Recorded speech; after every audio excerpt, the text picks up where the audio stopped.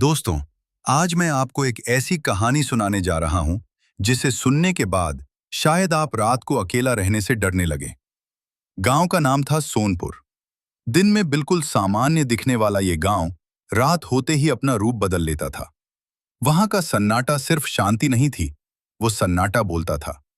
लोग कहते थे कि जो भी रात के 12 बजे के बाद घर से बाहर निकला, वो कभी वापस नहीं आया। रमेश शहर से नया नया यहां आया था। पढ़ा लिखा और तार्किक होने के कारण उसे इन अंधविश्वासों पर जरा भी यकीन नहीं था। उसे लगता था कि ये सब गांव वालों की मनगढ़ंत कहानियां हैं। एक रात अचानक बिजली चली गई। पूरे गांव में घना अंधेरा छा गया।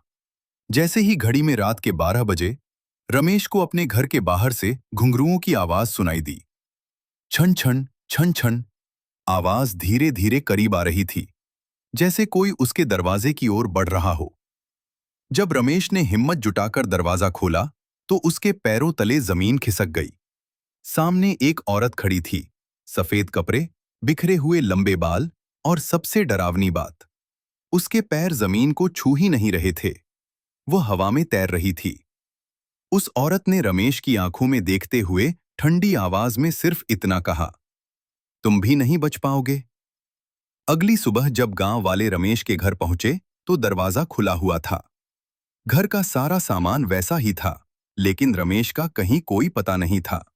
वह गायब हो चुका था।